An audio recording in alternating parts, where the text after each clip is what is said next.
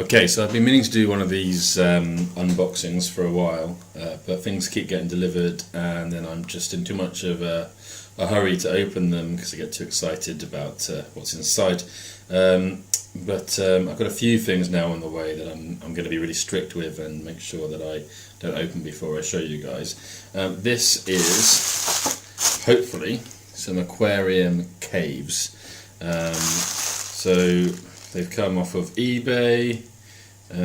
Looks like they've shipped from abroad somewhere. Yeah, I thought there was 3 that I'd ordered, but it looks like maybe I only ordered 2. Anyway, let's have a look at them. So these are for my Apistogramma. They need lots of hiding places in order to start breeding. I've made one little hidey hole for them. But I'm going to make a few more little ones so that they can get breeding. So first thing that comes out of the box is this, definitely from China, and this is a little tube. Little ceramic tube, just literally just a tiny little tube for you to swim through. To be fair, that's only just big enough for my Apistogramma to swim through, let alone to go in there and spawn, so I'm not sure that's going to be too much use, to be honest. Nevertheless, we shall carry on. Now, if I remember rightly, this one is slightly bigger, fingers crossed. And I'm also hoping that it's got an end cap to it. Oh, no, it doesn't. I thought that this, by the looks of the pictures, was going to be an end cap, but it's not, it's just a bigger tube. Nonetheless, it will make a decent cave. I might put it up against something like the back of the tank so that it will create a cave. Or I could dig it into the rocks, in fact, maybe that's what I should do. There we go. And then the final one, so I did order 3 and it's just the same thing again. Another one of those. So I think actually, if I remember rightly now, I ordered those 2 and this one came free as a bit of a freebie, to be honest. I'm not sure that it's going to be much use, but we'll have a go anyway. Okay, time to put them in the tank. Whilst we have him, I just wanted to show you Rory. And this is not actually my cat, it's a neighbour's cat. I have no idea if it's actually called Rory, but my fish tank is just here, and Rory likes to sit and watch me watch the fish.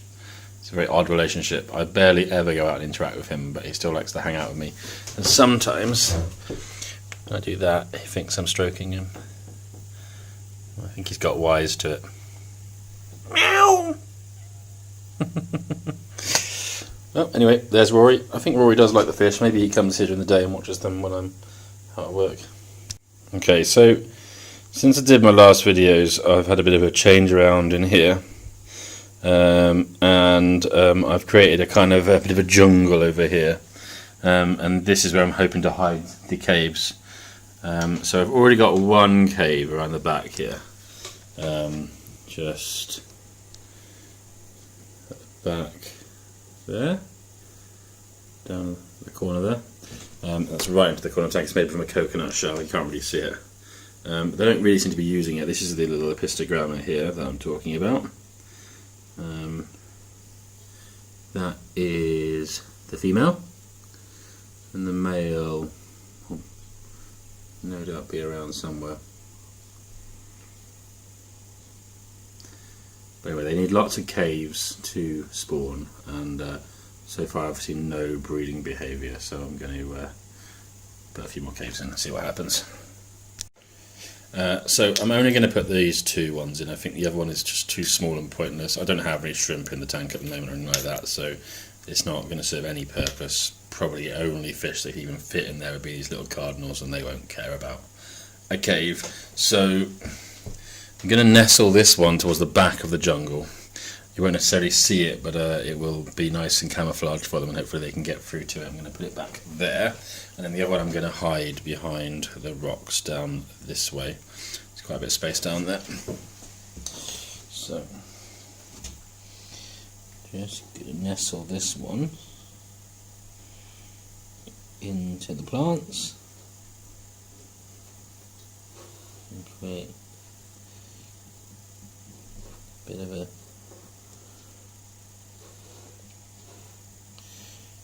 hoping that just by nestling in with that you won't really see it, but you can see it if you peer in hard enough, so kind of still gives me my effect of natural kind of habitat, sort of the jungly nature of this part of the tank, but nonetheless if I really wanted to see inside and see if anything was happening, I would be able to. And I've just jabbed that down into the substrate so that hopefully it is well hidden, and then this one I'm going to put it towards the back of the tank down here.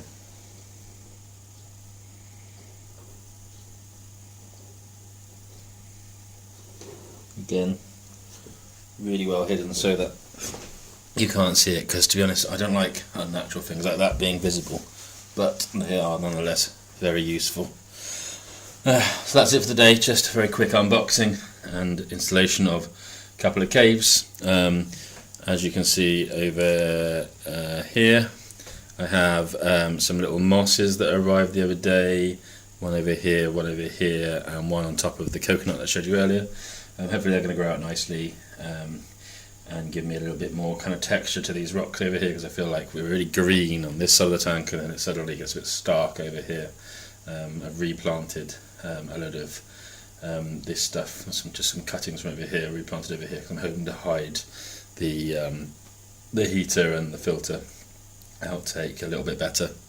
And oh, here's the male that we were talking about earlier, or male Apistogramma. Yeah, anyway, I'll bring you along for a little bit more of a journey on this tank.